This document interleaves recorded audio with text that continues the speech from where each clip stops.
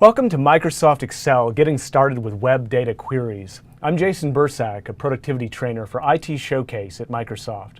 Sometimes you need to get data from an online source. Today I'll show you how to query a website, bring the data into Excel, and merge and append it with data from other sources. We'll go through how you can use the query editor to modify your query, change data formats, and edit imported data. What we'll cover in this session is an introduction to the technique, searching online using a URL, modifying your query, a little bit of visualization using Power BI, and we'll do a demo. So just an introduction. So the functionality that we're talking about here is in the Data tab in Excel 2016. If you were a user of Excel 2013, you may recall an add-on called Power Query, and that was moved into Excel, and in 2016 you'll be using the Data tab and the new query function to do your web queries. This is a screenshot of the query editor in Excel, where if you want to remove some columns or split columns, a lot of times tables on web pages, for example, have images, and you may want to remove that column from your query. There's a variety of techniques you can use to alter your query before pulling the data into Excel. Talk about modifying queries here next and some of the things you can do for that. One example is to delete columns or rows. You may have a column, as I mentioned, maybe an image column, or maybe there's just several columns of data that you don't need in your query, and why pull that into Excel? Even if it's not a memory issue, it's just clutter, and having it around isn't going to help you. And when you start dealing with extremely large data sets, you may start running into memory issues as well, depending on what kind of machine you have. So really it's best to use the query editor to clean up your query and delete columns and rows that you don't plan on using. You may want to split a column as well. For example, maybe you have a column of some names, and maybe it's a last name, comma, first name. And you could use the splitter to make two columns. You could have one column then be the given name and the other column be the surname. Merging queries is another technique that you can use with the query editor. You might pull two queries, and those queries might have some related data, and you want to merge them together. For example, I'm going to use a list of the population of states in the United States, and also a separate query with the state flower for each state, and then I'm going to merge those together to get one sheet in Excel. Here we go, merging some state population data with some state flower data. All right, and once you've done this, you may want to visualize your data, and Power BI is a great tool for doing that. This is the Power BI desktop, and right here I did a web query for large cities in the Americas, and I was able to instantly place that information on a Power BI map using Bing Maps technology and get that data visualized for us. So the combination of being able to grab data from the web quickly with Excel, manipulate the query, get what you want out of it, and then visualize that data with Power BI can be incredibly beneficial. Let's do a demo of pulling data from the web using Excel. I'm going to move here to the Data tab, and all the functionality we'll be using will be going to this button here under the Data tab that says New Query, and I'll be going to From Other Sources and then From the Web. And before we do that, here's my websites that I'm going to use. I'm on Wikipedia here, and I've got a list of U.S. state and territory flowers. As we can see, this is in a table embedded in the website.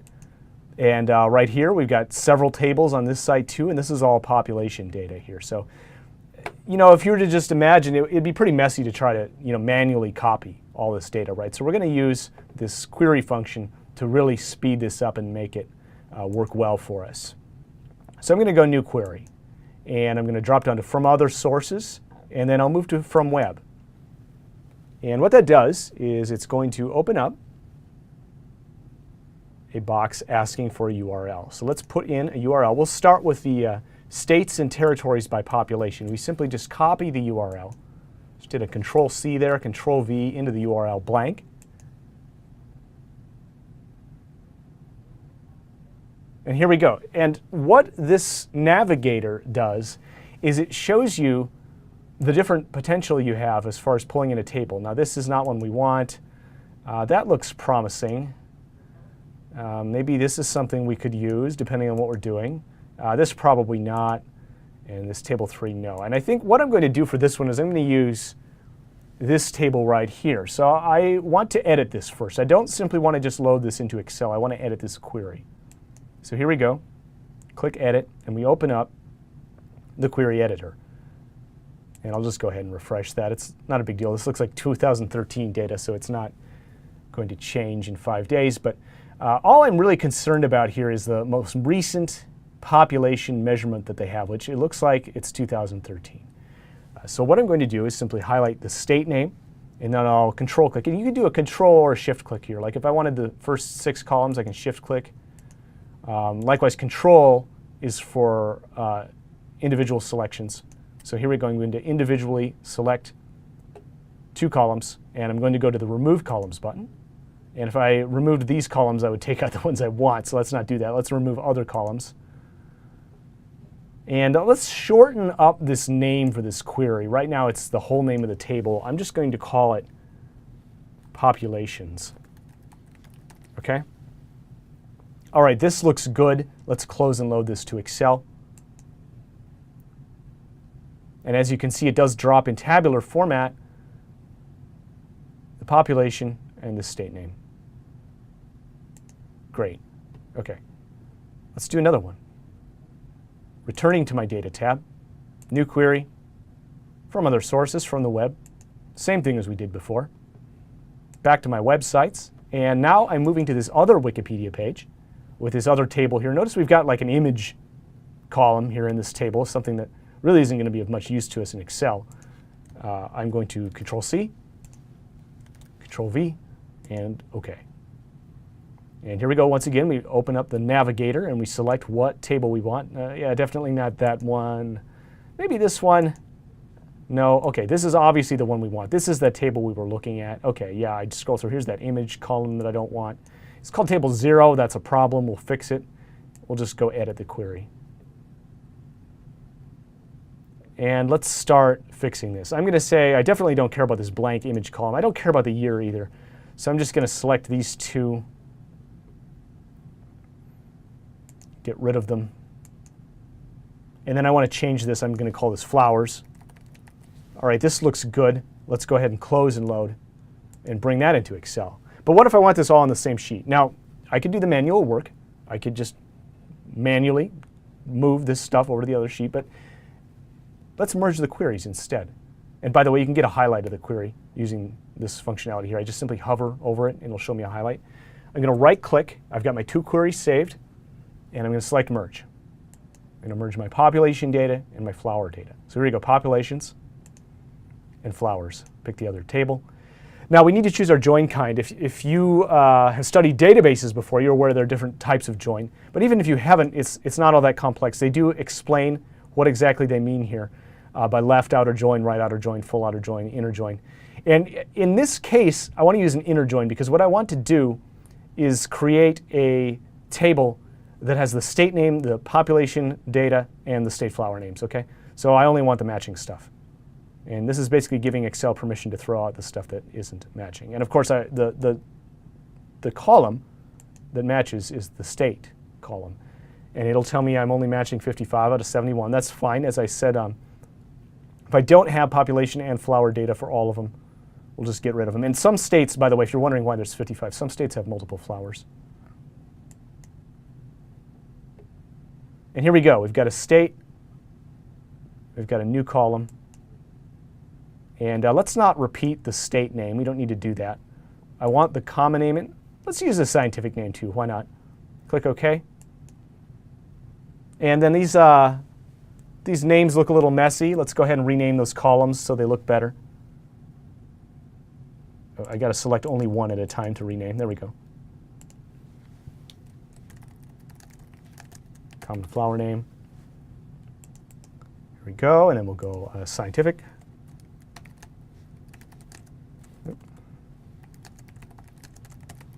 Excellent. Let's not call this merge one. Let's call it flower and pop data. Now I want to hack out some rows here on the bottom. There's a few rows that got pulled in that don't have population data down here. Maybe just one.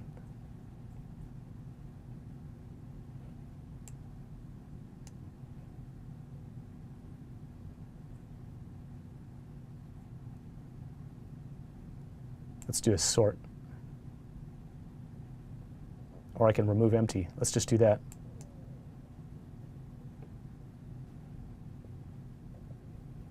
And we'll have to do a little bit more work there. That remove empty didn't work. But we'll go ahead and close and load. Here we go. And now we have achieved our objective where we've got our state, our population, our common flower name, our scientific flower name. And depending on what we're going to do this, we may still have some problems. As you can see, we're missing some data here. We could manually clean that up, or we can clean it up using another tool. I want to try to visualize some state population data here, though, for our next demo. So let's go ahead and let's see. Here's our state population. I'm just going to maybe edit this query one more time. As you can see, you can actually go back in and edit it. If I look through it, I can see I've got the source of some of this missing information right here. Let's use this other function, this remove rows, to get rid of the bottom 5 rows. Remove bottom rows. Let's get rid of 5. Okay, and then what? Let's see. Let's call this 2013 population. Okay, this looks great. All right, let's go ahead and close and load that one more time. Now what I'm going to do some visualization is I'll save this sheet here. And I'll just save it on my PC. And I'll call it test data 112 just so I remember what it is, and I'll go save. And I'm going to switch applications now. I'm going to go over to Power BI Desktop. And I'm going to pull in, actually I got to close this here now. Let me rename this.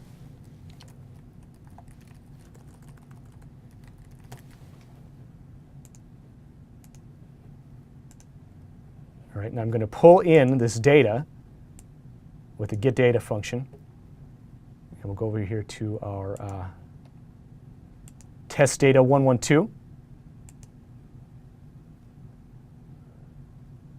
And let's see, which sheet do we want? I think it's this one. Yeah, here we go. Edit the query.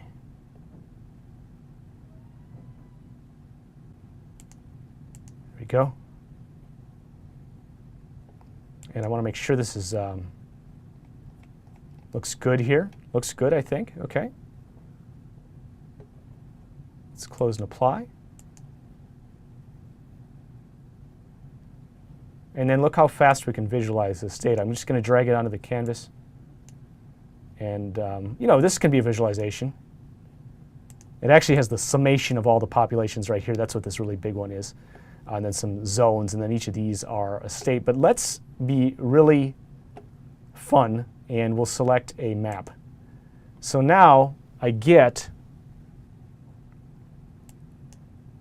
a map of the United States.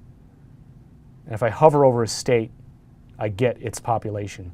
So you see how I was able to use a tool like Excel, or I was able to use Excel to go grab information from the web, and then I grabbed it in the course of just a couple minutes, and I used Power BI to create this kind of neat interactive visualization right away with it. So that is the power of using Excel and Power BI together, and that is our demo of data from the web. We're at the end of today's demonstration. I hope this training has been valuable to you. You can visit Microsoft.com/itshowcase/productivity to view additional live webinars and productivity training on Microsoft products and services. Thank you for joining me.